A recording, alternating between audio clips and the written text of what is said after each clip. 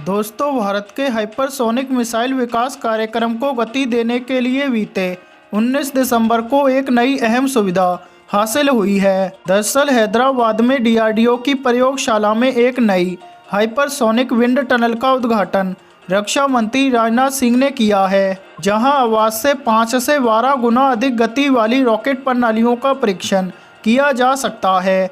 ऐसी सुविधा अब तक केवल रूस और अमेरिका ने ही विकसित की है और भारत में इसका विकास पूरी तरह भारतीय औद्योगिक और वैज्ञानिक क्षमता के आधार पर किया गया है।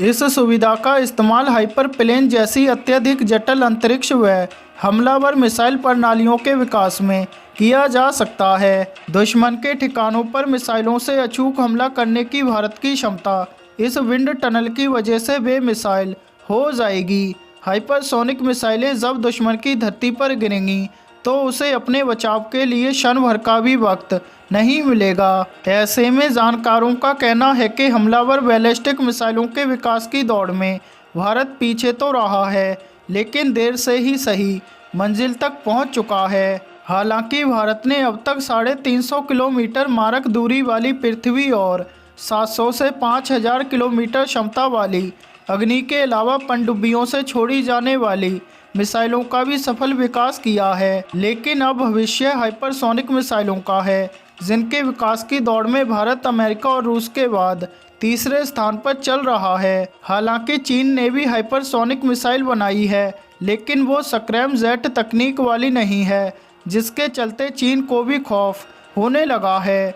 वैसे देखा जाए तो पारंपरिक मिसाइलों के विकास में भी विकसित देशों ने कई तरह के रोड़े अटकाए, लेकिन इन बाधाओं को पार करते हुए भारतीय मिसाइल वैज्ञानिकों ने इतनी क्षमता तो हासिल कर ही ली है कि भारत से कई गुना अधिक मिसाइल भंडार रखने वाला चीन उससे खौफ खा रहा है। लेकिन अब जो मिसाइल क्षमता भारत अगले कुछ सालों के भीतर हासिल करने जा रहा है, वो चीन के लिए भारी चिंता का विषय होगा, क्योंकि हाइपरसोनिक मिसाइलें आवाज़ से 5 से 8 गुना अधिक गति से जाने की क्षमता वाली कही जाती हैं। इससे कम गति से जाने वाली सुपरसोनिक मिसाइलें आवाज़ से 2 से 4 गुना अधिक मारक क्षमता वाली होती हैं, जबकि आवाज़ से कम गति से मार करने वाली मिसाइलें सबसोनिक मिसाइल कही जाती हैं। हालांकि भारत में पहले ही रूस के सहयोग से सुपरसोनिक क्रूज मिसाइल ब्रह्मोस का न केवल विकास हो चुका है, बल्कि वो तीनों सेनाओं को सौंपी भी जा चुकी है। लेकिन इस सब के बावजूद डीआरडीओ को अब तक इसलिए कोसा जाता रहा है क्योंकि भारत की सेनाओं को आत्मनिर्भर बनाने में वो खास योगदान नहीं कर सका है। हालांकि डीआरडीओ अब दुनिया की इस सबसे एडवांस शस्त्र प्रणाली से भारत को लैस करने का भरोसा दिला रहा है।